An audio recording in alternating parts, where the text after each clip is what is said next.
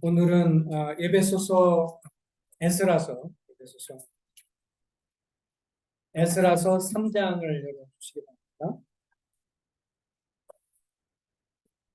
에스라서 3장 700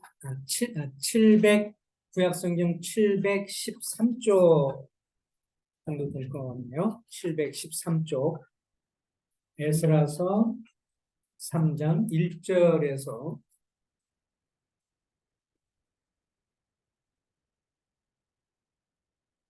1절부터 7절까지 보겠습니다. 에스라서 3장 1절에서 7절입니다. 제가 한 절 읽고 성도님들이 한 절 읽고 서로 교독을 해서 7절까지 읽겠습니다. 이스라엘 자손이 각자의 성읍에 살았더니 일곱째 달에 이르러 일제히 예루살렘에 모인지라.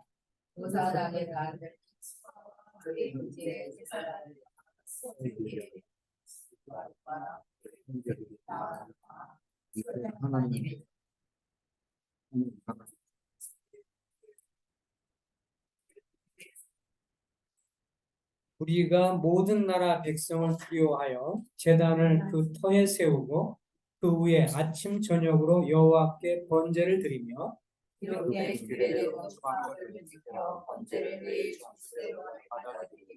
그 후에는 항상 드리는 번제와 초하루와 여호와의 모든 거룩한 절기의 번제와 사람이 여호와께 기쁘게 드리는 예물을 드리되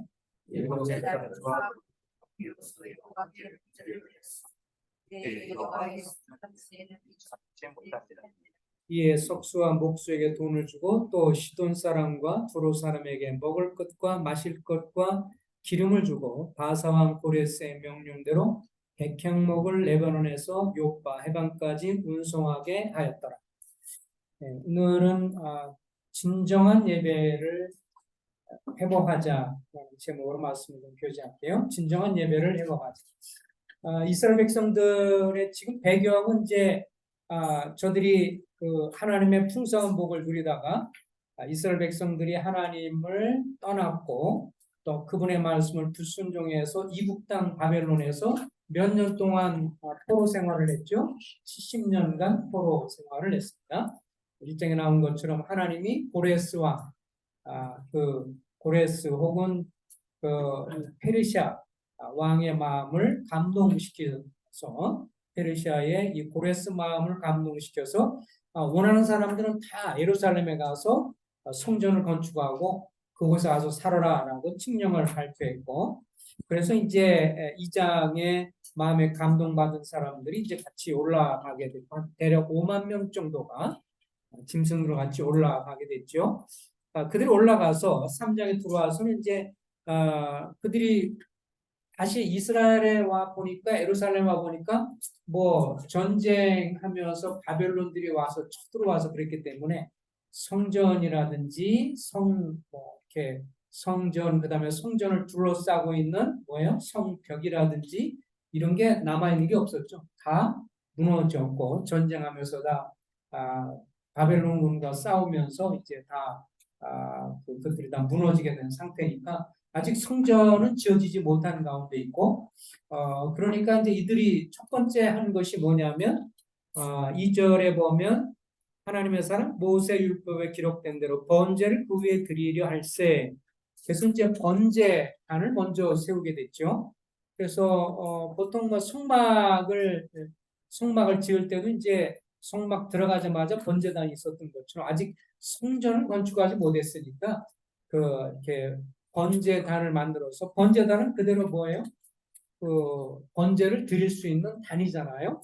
그래서 철조망 같은 거로 해서 거기다가 이제 양이라든지 염소라든지 것을 불태워서 하나님께 올리는 번제 제사부터 먼저 시작을 하게 되고, 그 다음에 여기 보니까 절기가 이제 그때 당시 한 7월경 되니까 그들에게 있어서 초막절 절기를 지킬 때니까 초막절을 지키면서 번제를 드리고, 매일 드리는 번제, 초하루 뭐 이런 여러 절기들을 이제 구약 성경 모세를 통해서 하는 것들을 지키기 시작을 하는 거죠. 전반적으로 이것은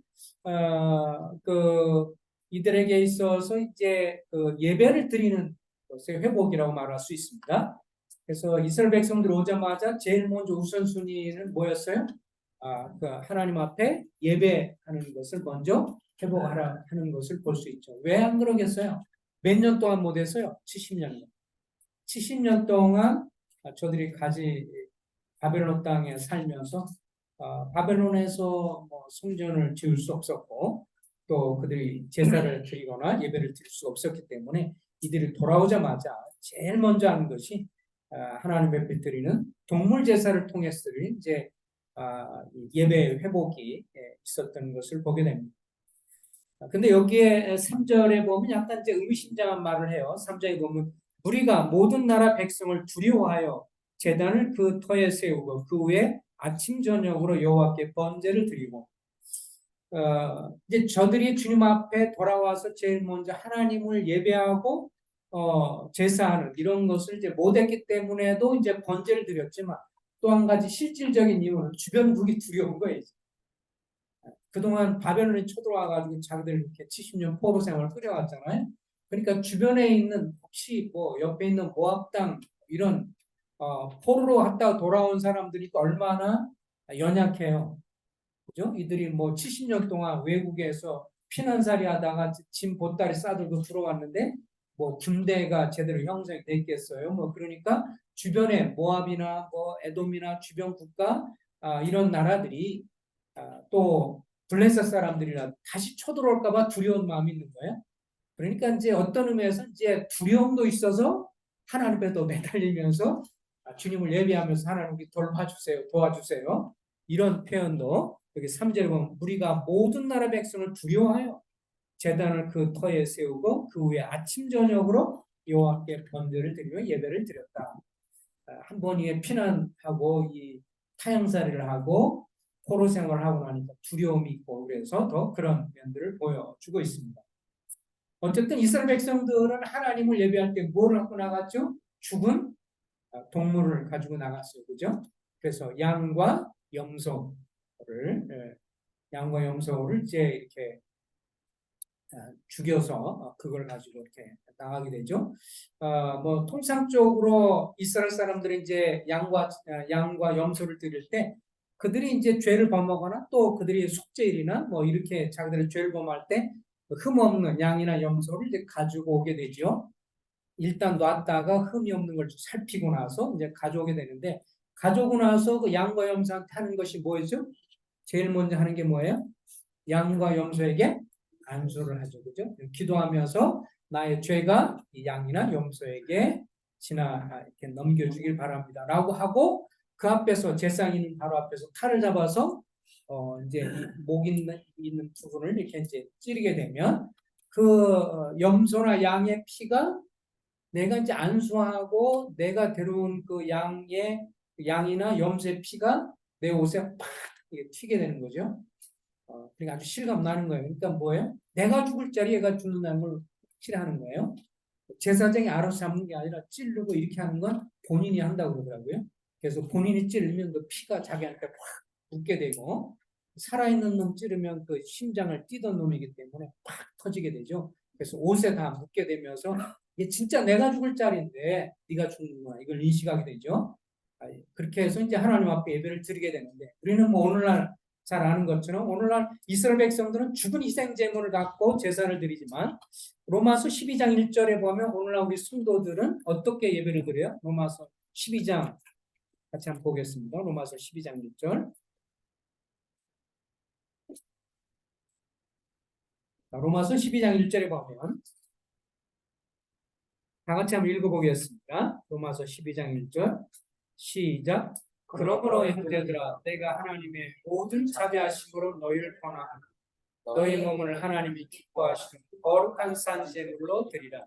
이는 너희가 드리는 영적 예배. 구약시대 사람들은 하나님을 예배할 때 무슨 제물을 가지고 가요? 거룩한 죽은 제물을 가지고 왔어요. 그죠? 짐승을 죽여서 하나님 앞에 번제로 태워드리면 하나님이 그 심판을 이제 그 다음까지 연기해주고 속죄일에 다음 하면서 주님이 오실 때까지 계속해서 속죄일을 드리면서 심판을 연기했다가 그리스도에게 이제 해당이 되는 건데, 그래서 구약시대 사람들은 죽은 재물을 가지고 나가는데, 이제 오늘날 그리스도인들 여러분간에는 내가 죽을 자리에 예수 그리스도께서 죽으시고 형벌을 받으시고 이제 부활하셔서 우리 죄를 용서하신 그 주님, 그 주님을 믿는 성도들은 이제 우리 자신을, 너희 몸을 하나님이 기뻐하시는 거룩한 무슨 제물이에요?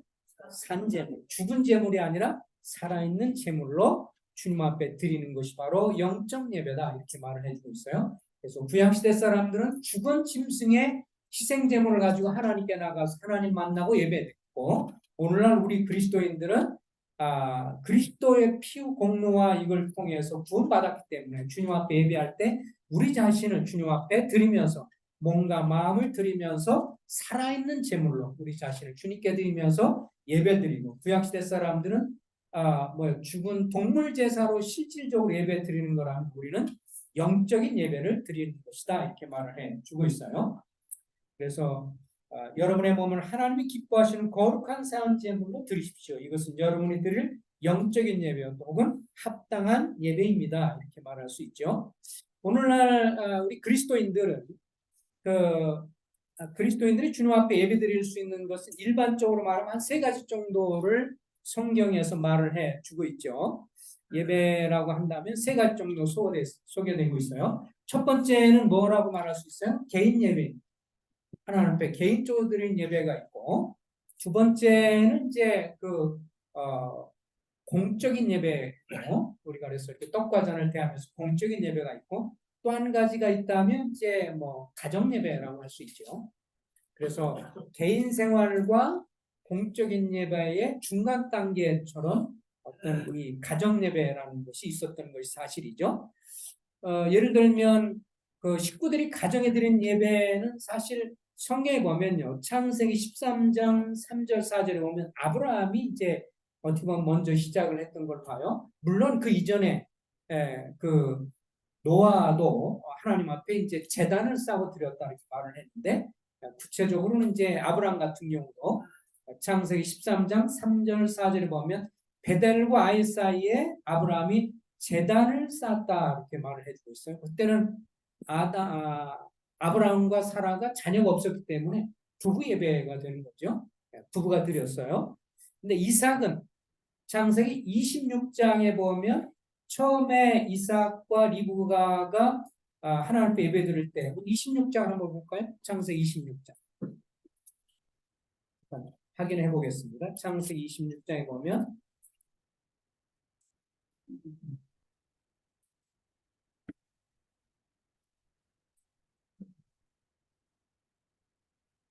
창세기 26장 23절에 보면 어쨌든 아브라함이 부끄러운 짓을 했죠. 자기 아내가 너무 이뻐서 65세인데도 예뻤나 봐요, 상당히. 자기는 몇 살이었죠? 10살 정도 차이 나니까 75세 정도, 내는 65세 정도, 그 정도였는데, 그래서 이제 블레스 땅에 들어가가지고 사촌 정도 되니까 뭐라고 그러냐면 자기 누이다, 이렇게 말하면서 거짓말해가지고 부끄러움을 당하고, 그런 일을 당한 다음에 이제 이것저것 많이 챙겨서 얻어서 나오고, 뭐 그런 가운데 나중에는 이제 이 아비멜렉 사람들이 와서 이제 또 물 갖고 다투게 되니까 양보를 해서 이제 결국은 그 이후에 23절에 보면 이삭이 거기서부터 부엘사바로 올라갔더니 그 밤에 여호와께서 그에게 나타나 이르시되 너는 내 아버지 아브라함의 하나님이니 두려워하지 말라. 내 종 아브라함을 위하여 내가 너와 함께 있어 내게 복을 주어 내 자손이 번성하게 하리라 하신지라. 25절 다 같이 읽어볼까요? 시작. 이삭이 그곳에 제단을 쌓고 여호와의 이름을 부르며 거기 장막을 쳤더니 이삭의 족들이 거기서부터 우물을 받더라. 여기 보니까 이삭이 그곳에서 제단을 쌓아서 주님의 이름을 불렀다. 주님을 예배하는 그런 모습이 됩니다. 그래서 여기는 이미 이삭은 두 자식을 갖고 있었어요. 이미 누구예요? 에서와 야곱. 가정 예배를 여기는 둘이 된 그런 모습들이 나오죠. 얼마나 자주 했느냐 이것은 잘 모르겠어요. 그리고 그렇지만 어쨌든 이들이 가정 예배 드리는 그런 모습을 볼 수 있고 욥도 뭐 아브라함 시대 사람이지만 욥기 1장 1절부터 5절에 보면 혹시라도 자기 자식들이 뭔가 잘못했을까 하나님 앞에 1장 욥기서 1장에 보면 제사를 드리고 예배를 드렸다는 것이 나오죠.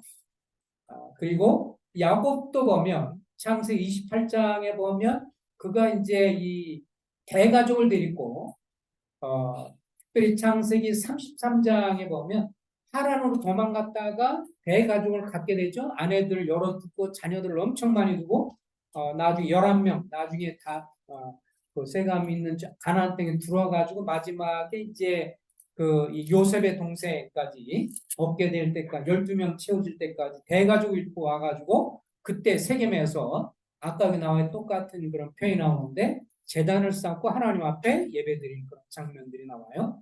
그래서 가정 예배라고 했을 때 얼마나 자주 하느냐, 뭐 가정에게 달렸어요. 일주일에 한 번을 하든지 한 달에 한 번을 하든지. 그러나 적어도 이 가정에서의 예배의 중요성은 굉장히 중요하다. 저는 율법적으로 매일 드려야 한다.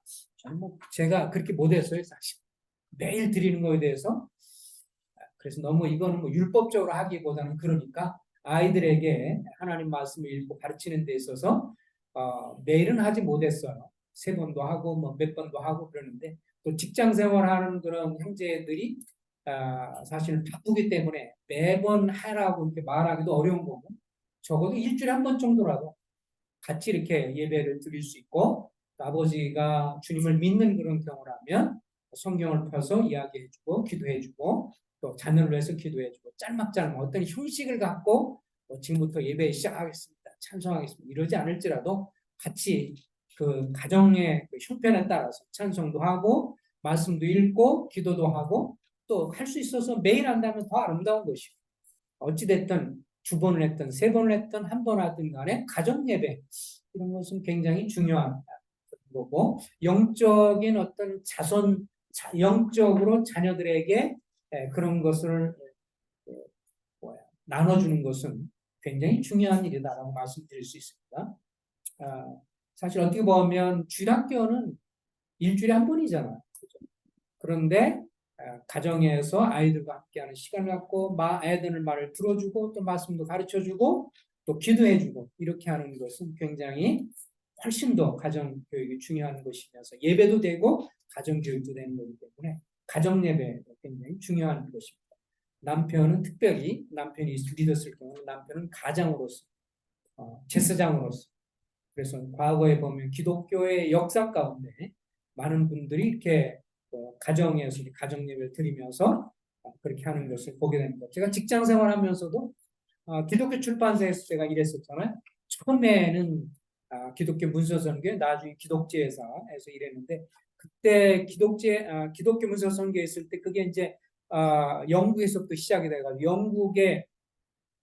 영국 본부에 있던 사람들이 이제 왔었어요. 한국에 이제 있으니까 방배동에 지금도 사무실 있고 그래서 문서 사역을 하는 출판사이면서 있는데 거기에 영국 총재 뭐 유럽 총재 뭐 이런 유럽 총재 그다음에 뭐 전 세계 총재 이런 사람들 와가지고 같이 이제 예배 드리고 막 그러는데 거기서 그런 얘기를 하더라고요. 총재가 자기는 집에서 애들을 위해서 가르치면서 좋은 신앙 교리적인 책을 자기가 계속 읽어줬다.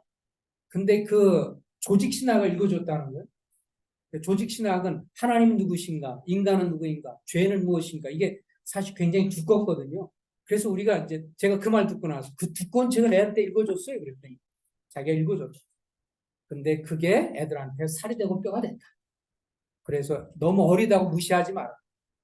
그러면서 이제 그렇게 얘기하면서 가정에서 자기가 이렇게 자녀 교육을 계속 영적으로 말씀을 가르쳤다고 하는 것으로 얘기를 하더라고요. 어떤 애가 그랬다고요? 나중에 기도하면서 애가 이렇게 아버지의 기도를 듣다가 잤어요. 기도 소리가 자장가 소리를 들은 거예요. 근데 이제 기도하고 아멘이 안 끝난 채로 얘가 잔 거예요. 이제 아버지 기도 듣다가 아침에 일어나서 그러더라고요. 아버지 아멘을 주세요. 저 기도 아직 마무리 안 됐어요. 그래가지고 아침에 일어나 애가 빨리 기도해주고 아멘 맞춰주세요 했다고 해요. 얼마나 아름다운 모습이에요. 네. 아빠의 음성의 그 기도를 듣는 아이들은 복을 누리는 거라고 해요. 그래서 일반적으로 뭐 물론 자매님들이 잘 가르치고 그러지만 이게 통계적으로요 그렇다고 해요.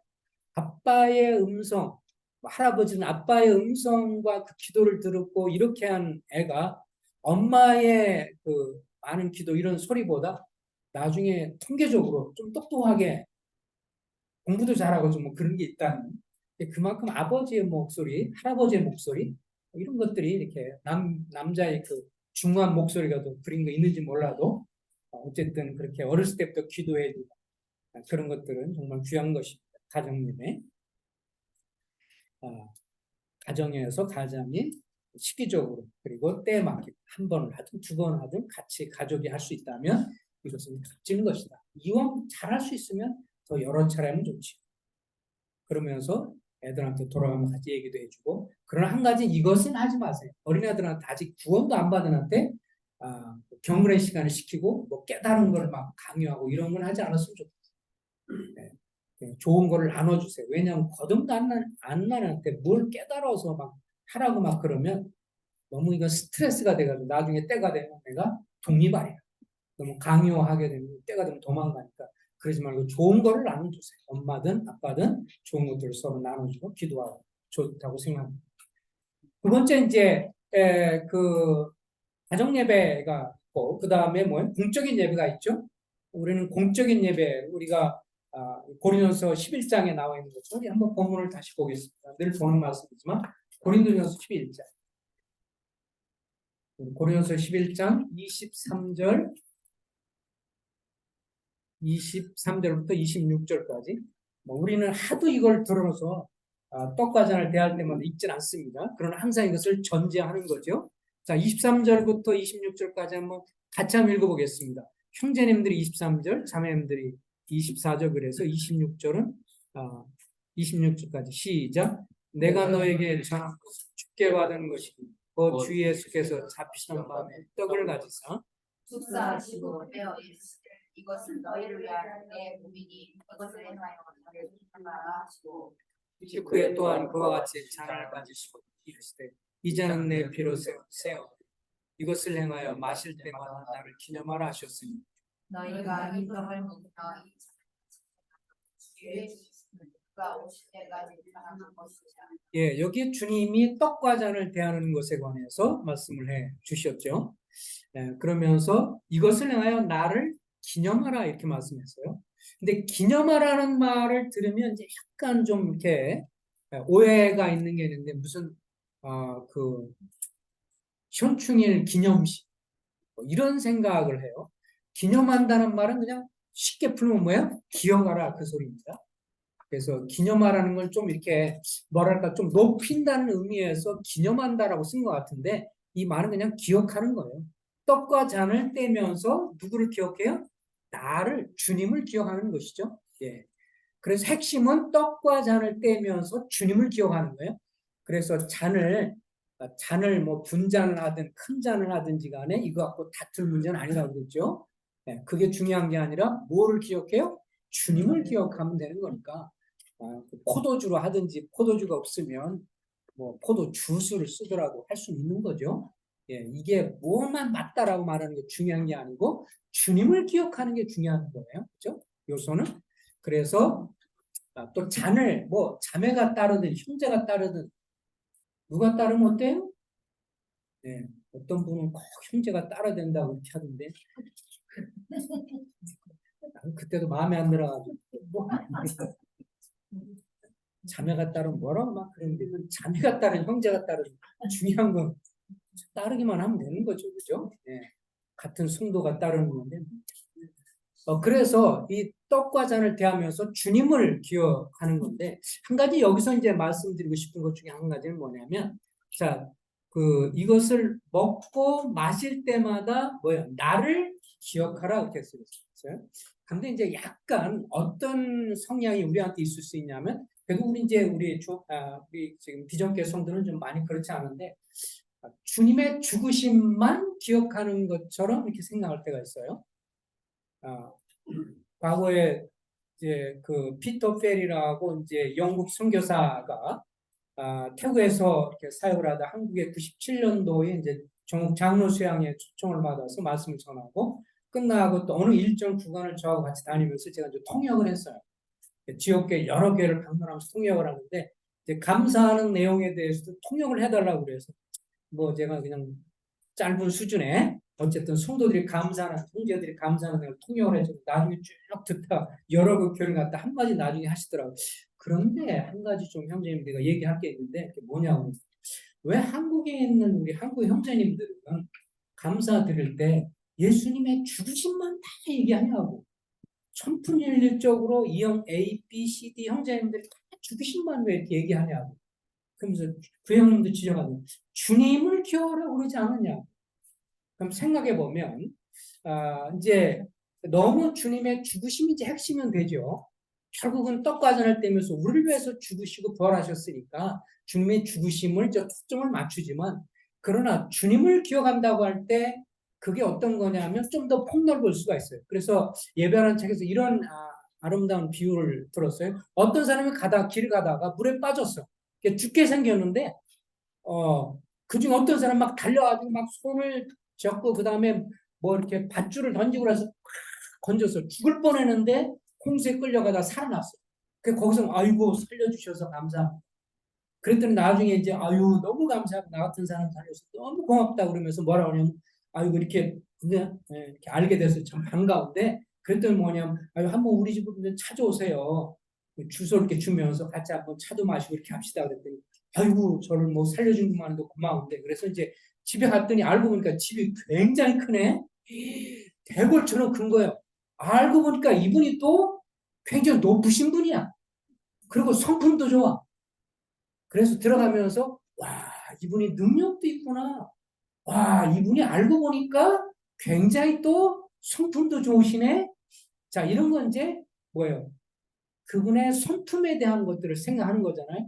처음에는 자기 건져준 것만 생각했는데 알고 보니까 이분이 착하시고 마음도 좋으시고 그리고 사회적인 지위가 있으시고 배려가 있는 분이네.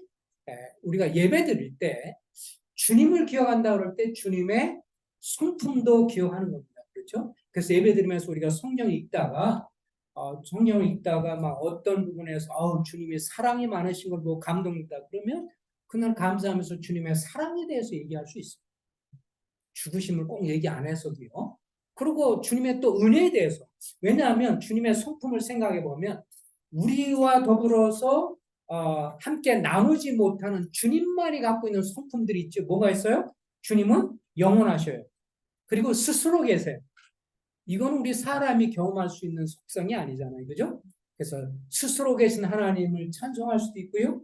그리고 영원하신 하나님을 찬송할 수 있고 우리 인간은 죽고 사라지만 주님은 영원하시고요. 그리고 이분은 전지하시고 모든 걸 아시고 또 전능자이시고 그리고 그분은 또 무한히 계시고 어느 곳에나 계시고 내가 바다 끝가에 걸지라도 시편 139편에 그곳에 계시고 멀리 갈지라도 그곳에 계셔 편재하셔 어느 곳에 내가 화장실에 계셔 화장실에 있어도 주님이 화장실에 계시고 내가 버스를 타도 버스 안에 함께 계신 주님 그래서 주님은 어느 곳에 함께 계신 이 주님에 대해서 그리고 변함이 없는 주님 우리는 자꾸 변해도 주님 변함이 없어 이런 주님에 대해서도 감사하고 찬송할 수 있고요 또 하나님의 공유할 수 있는 것 사랑과 자비하심 거룩하심 의로우심 인내 지혜 선함 우리가 예배를 드릴 때 좀 더 폭넓게 드릴 수 있으면 좋겠다 생각을 해요. 그래서 처음에 주님의 사랑에 대해서 감사할 수 있고요. 어떤 분은 주님의 목자이심에 대해서 생각하니까 이번 주에 내가 힘들었는데 주님 목자로 날 돌봐주셨다. 주님이 치료해 주시는 주님이었다. 때문에 감사할 수 있고 자매님도 형제님들한테 고백하고 싶은 거 있으면 좋은 간증을 쓰셔서 이것 좀 찬송도 그리고 이거 내용 좀 감사해 줄 수 있으세요? 하고 할 수도 있고요. 그래서 주님이 목자가 되시고 선생님 되시고 또 지혜자 되시고 이렇게 그런 걸 감사하고 그러면서 나중에 결국 떡과전을 대하면서 우리를 위해서 죽으시고 부활하신 주님을 기억하며 감사할 수 있기 때문에 그러면 뭐예요? 주님에 대한 주님을 기억하는 거니까 굉장히 폭넓을 수가 있죠. 안 그러면요. 우리 교회는 좀 안 그래요. 우리가 형제 자매들 안 그래요? 근데 다른 모 교회 가면 어떤 현상이 나타나냐면 감사 참석하는 순서가 딱 정해져 있어요. A라는 형제님, B라는 형제님 다 감사해요. 그런데 이제 가만히 들어오면 지난주 감사했던 내용과 그 주 전주에 감사했던 거, 한 달 전에 했던 거하고 맨날 똑같아서 자매님들 들으면서 그 다음에 이제 어떻게 하시겠다. 그 다음에 감사 내용 뭐 똑같은 것일 수 있어요. 예, 이거는 새 노래로 주님을 찬송하는 데 있어서 우리가 이제 주님 앞에 준비하는 마음을 가져야 되니까요. 그래서 이번 주에 성경 읽다가 제일 좋은 것 중에 한 가지 성경 읽으시다가 마음에 감동되고 좋은 거 있으면 그 말씀을 붙들고 감사하면 좋습니다. 그러면 어떻게 보면 계속 새로울 수 있잖아요. 그래서 맨날 똑같은 거 그냥 준비 안 되고 그냥 지난주에도 했고 한 달 전에도 했고 그냥 하도 많이 하니까 죽으심에 대해서 그냥 그것만 이렇게 하면 저도 뭐 그런 거는데 제가 미국 교회 가서 방문해서 하니까 미국 성도님들이 그렇게 하는 거 보고 놀랐어요. 그러니까 유럽이나 이런 미국 그냥 영어권에 있는 성도들이 그렇게 하더라고요. 이번 주에는 막 주님이 목자 되심에 대해서 감사하고 또 다음 주는 주님의 선생님에 대해서도 막 같이 교제하고 감사하고 또 그 다음엔 주님이 또 영원하심에 대해서 감사하고 그러니까 매주마다 와, 예배 시간이 막 새로워. 왜냐하면 각자 성도들이 집에서 말씀, 형제들이 특별히 말씀 읽다가 경건 시간 갖다가 감동된 걸 나누니까 더 귀하고 복되다. 그래서 이것이 뭐 잘못된 건 아니지만 더 그렇게 하면 더 폭넓을 수가 있다. 이런 생각을 해 보게 됩니다. 우리가 공적으로 예배드리면서 주님을 찬송함으로 주님을 영원하게 하고요. 그리고 감사하는 마음으로 또 소중한 물질도 드리죠. 오늘 여기에 보면 5절 말씀에 보면 사람이 여호와께 기쁘게 드리는 예물을 드리되 그래서 예배 시간에 우리가 주님 앞에 드리는 것 중에 한 가지가 물질 드리는 것도 주님 앞에 예배다라고 하는 것 많이 기억하시길 바랍니다. 전에도 말씀드렸죠. 미국이나 서양 교회들은 만찬 시간 때 떡가전을 드릴 때 헌금 바구니 이렇게 돌려요. 근데 이제 우리 한국에는 너무 그게 이제 안 좋은 인식이 있어서 우리 모임에 있는 분들이 특별히 그것을 하지 않고 그냥 뒤에 헌금함으로써 따로 하는데 어쨌든 자기가 얼마가 됐든지 간에 주님 앞에 물질을 드리는 것은 주님 앞에 내 귀한 것을 드리는 예배라고 하는 거예요. 그래서 감사도 표현하고 그대서 고마움을 표현하고 감사 표현하는 것, 또 기도도 하고 하는 것, 그것은 합당한 것임을 보게 되어지고요. 그리고 또 한 가지 이제 예배 시간을 드리면서 일반적으로요 교파 교회하고 우리하고 다른 점이 있어요. 일반 교회 장로교 침례 이런 경우는 예배를 뭐라고 생각하는지 아십니까? 예배 시간은 그 무슨 시간? 설교 시간. 말씀 듣는 시간을 설교 시간을 이제 이렇게 예배라고 이렇게 총칭을 합니다. 물론 거기에 찬송도 있지만 목사님 설교 듣는 그 시간 또 헌금도 들어가지만 그거를 전반적으로 예배라고 불러요. 그렇지만 우리는 이제 그 특별히 그 사도행전 20장 이런 거 보면 사도 바울이 이제 떠나고자 해서 말씀을 만찬을 떼고 말씀을 강론하고 해서 떡과 잔을 대하고 말씀을 강론하는 것들을 얘기하면서 어떤 면에서 지나치게 우리는 또 이 교파교회 사람들은 떡과 잔을 너무 1년에 한두 번씩 하는 자주 하는 것이 경망스럽다고 그러는 거예요. 근데 원래 원칙에는 그래서 이 장로교회에서도요. 장로교회 원조가 누구냐면 칼빈이거든요. 존 칼빈이라는 사람이 이제 장로 교리를 제정했고 그래서 오늘날 우리나라에서 장로교는 존 칼빈 혹은 깔뱅이라고 하는데요. 그 불란서 파리 그다음에 뭐 스위스 이쪽에서는 깔뱅이라고 말해요. 우리나라는 영어식으로 해서 칼빈이라고 하는데 깔뱅이나 칼빈이는 같은 건데 이 양반이 그냥 끔박 죽어요. 장로교에서는 그분이 모든 거에 관해서 이 모든 거에 관해서 이제 교회 모든 것에 관해서 쓰고 일종의 장로교를 제정한 분인데 그분이 만찬에 가서 쓸 때 떡과전을 뗄 때 뭐라고 딱 그러냐면 성경적으로 보면 매주마다 떡을 떼는 것이 맞다 이렇게 됐어요. 교리문답 이런 거에 보면 그런데 안 해요. 장로교에서 왜냐하면 이제 자기 교단에서 자주 하면 경망스러울 수 있다 이래가지고 1년에 한두 차례 특별하게 그렇게 하는데 칼빈도 뭐라고 그러냐면 성경적으로 한다면 매주마다 하는 것이 맞다. 우리는 뭐 매주마다 해요. 그런 면에서는 이제 좀 한 가지 이제 그 사람들은 그러면서 예배를 뭐에 가시냐면 설교, 말씀 시간이 왜냐하면 그 시간 주님을 만난다고 생각하니까 설교로 하는데 또 우리는 또 어떤 약간의 그 뭐랄까 약간 치우친 게 뭐냐면 예배는 뭐야? 떡과자 할 때는 시간, 그다음 말씀은 투자. 그래가지고 둘 중에서 중요한 거 그럼 뭐를 줄게? 예배 시간만 중요한 거라고 생각합니다. 이것도 좀 지나치면 사실은 떡과 잔을 떼고 자 떡과 잔을 떼면서 우리는 주님께 받습니까 드립니까? 그러니까 예배를 받아요, 예배를 드려요, 예배를 드려요. 그래서 우리가 떡과 잔을 떼면서 주님이 어떠신 사랑과 자비가 많으신 분을 위해서 그 놀라우신 분이 죽으시고 부활하셔서 우리 구원을 주셨다는 걸 생각하면 주님 앞에 예배를 드리죠. 예배를 보는 게 아니고 구경하는 게 아니고 예배를 드려요. 그죠? 마음으로. 자, 예배를 주님 앞에 드렸으니까 주님이 드린 거에 대해서 주님이 어떻게 해요? 우리한테 주시는 게 뭐예요? 말씀이에요. 그죠? 말씀을 통해서 권면도 하시고 위로도 하시고 그래서 교제와 이런 것은 주고받는 쌍방인데 예배만 딱 드리고 나는 예배 다 드렸다 이렇게 생각하면 뭐 나는 주님 앞에 하고 주님이 하신 말씀을 안 듣는 것이 될 수 있으니까 그래서 주님 앞에 비슷한 주님은 우리가 예배 드리는 시간이 귀한 것처럼 말씀 듣는 시간도 함께 소중한 시간이라고 함께 묶어서 생각을 해야 합니다. 사도 바울도요. 말씀을 떼고 그다음 떡과잔을 떼고 그 다음에 곧바로 이어서 이걸 들었기 때문에 그것을 우리가 생각해서 둘을 다 귀하게 생각하는 자세가 필요하다 생각을 합니다. 주님은 요한복음 4장 23절에 아버지께서는 자기에게 이렇게 예배하는 자들을 찾으시느니라. 그래서 애들이 아니라 복음성과 노래도 있잖아요. 하나님은 누구를 찾으신다? 예배자를 찾으신다. 이렇게 예배자를 찾으시는군요. 여러분과 내가 구원받았기 때문에 예배를 찾으신다. 주님이 한번 10명의 불풍자를 고쳤어요. 그런데 나중에 그 중에 한 명만 와서 감사로 살해했다고 그러니까 주님 뭐라고 하냐면 나머지 9은 어디 있느냐? 그래서 구원받은 자가 주님 앞에 예배드리는 것을 주님이 기뻐하시고 찾는 것을 보게 됩니다. 주님은 이 요한복음 4장 23절에서 하나님은 영이시니 예배하는 자는 영과 진리로 예배할지니라 이랬어요. 이게 영이라고 번역이 됐어요. 우리말 성경에.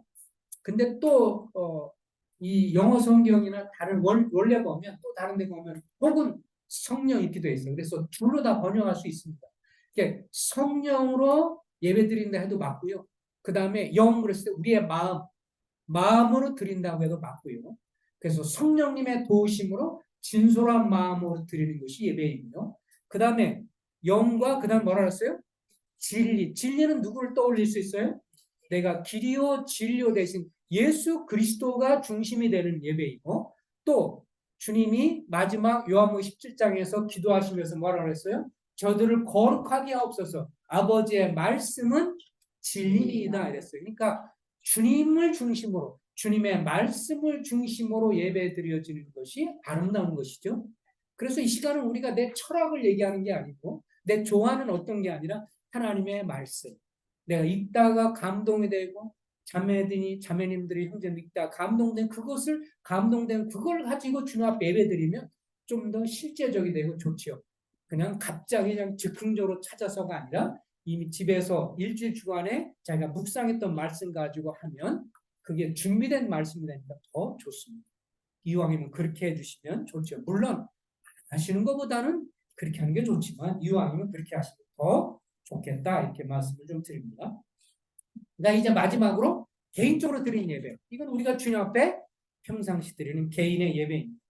대부분의 시편이 다윗이 쓴 것이 뭐였어요? 하나님 앞에 드리는 예배였죠. 그죠? 기도와 찬송과 이렇게 해서 대부분의 시편이 다 개인 예배였어요.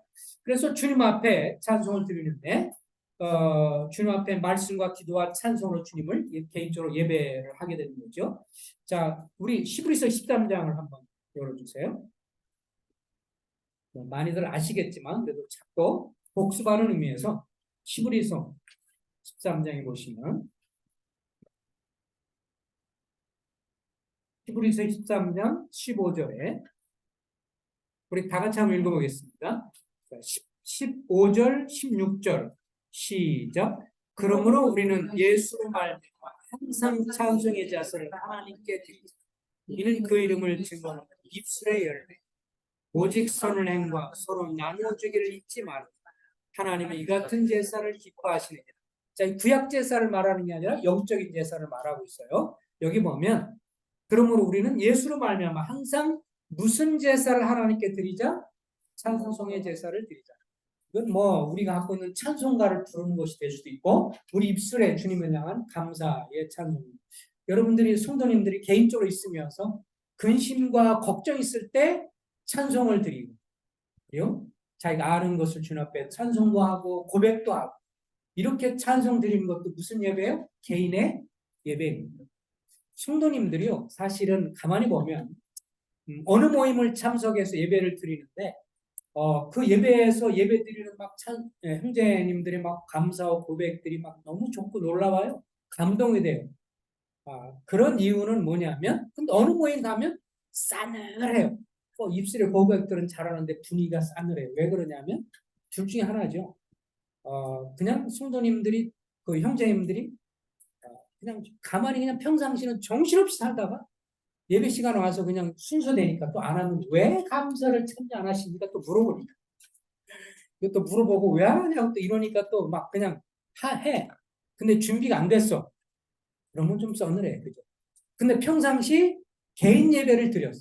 주님 앞에 바쁜 틈에도 기도하고 말씀 보면서 틈을 내고 정말 바쁜 직장 생활 되고 뜸을 내서 아니 못하면 토요일날 밤이라도 주님 앞에 기도하면서 그런 시간을 갖고 마음을 토로하다가 와서 기도하면 달라져요.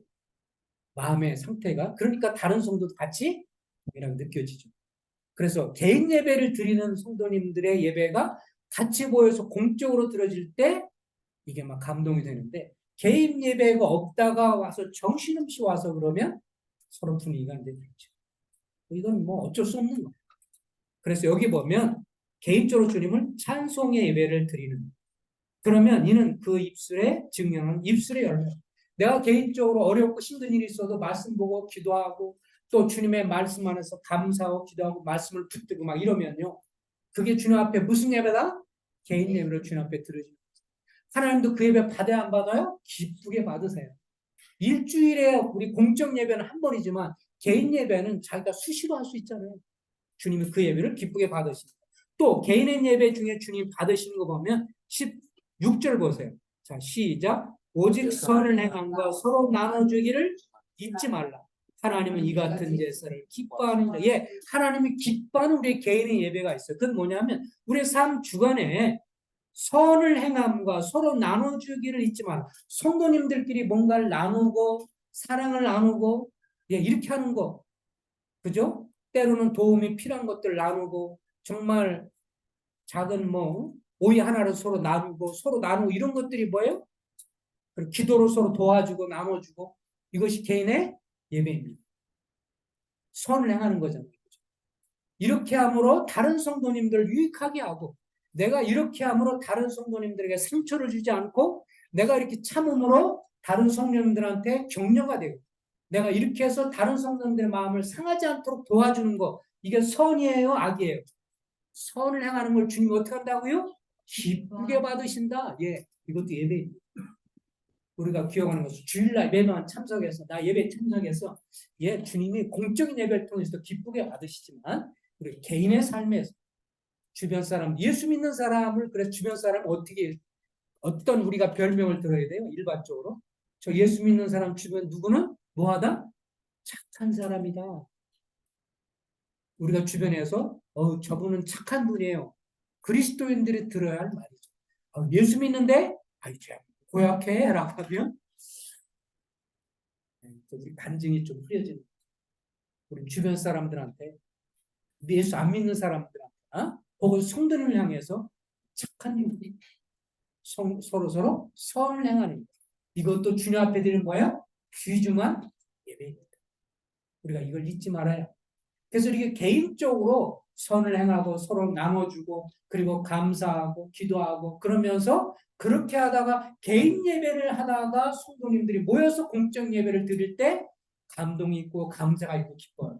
근데 개인 예배를 드리지 않고 정신없이 TV 보고 뭐 드라마 보고 뭐 그 다음에 똑같은 말이에요. 그 다음에 이것저것 뭐 다 다른 거 신경 막 쓰고 성경 보고 개인적으로 이런 거 안 하다가 그냥 와서 그냥 이렇게 졸고 막 그러면 예배 시간이 지루하고 재미없어요. 서로 이건 이 분위기와 이건 누가 만들어요? 내가 주님 앞에 개인 예배를 드리다 오시면 벌써 자세가 달라지고요. 성도님들이나 형제님이나 자매나 우리가 다 똑같아. 이거를 누가 만들어요? 우리가 만드는 것이죠. 그래서 우리의 예배 질은 우리가 서로 높일 수 있어요. 그래서 우리가 주님 앞에 이런 선한 개인 예배를 드리는 그런 것들이 정말 중요한 것을 봅니다. 그러면 개인 예배가 중요할까요? 공적인 예배가 중요할까요? 뭐 가정 예배가 중요할까요? 다 중요해요, 그죠?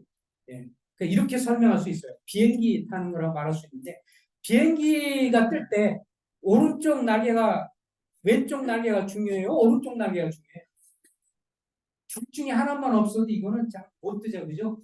그래서 이쪽에 어떻게 보면 좌측 날개, 우측 날개가 공적인 예배고 좌측 날개가 개인 예배라면 보통은 뭐예요? 가정 예배? 뭐 이런 분위기?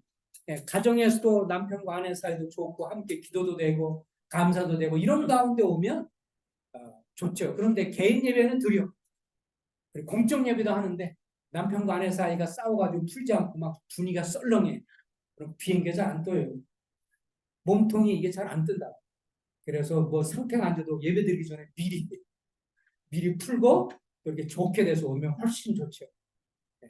어쨌든 간에 그래서 공적인 예배를 드리면서 힘을 얻어서 개인 예배를 드리고 또 개인 예배를 드리다가 와서 드리니까 공적 예배가 활력이 있고 또 그 공적 예배가 좋으니까 또 개인 예배를 드리고 서로 이게 선순환이 돼서 서로 자극을 주고 서로 격려하게 되고 서로 보완하는 개인 예배도 중요하고 공적인 예배도 중요하고 가정에는 예배를 드리는 것도 중요하고 이런 것들이 서로 함께 되는 것입니다.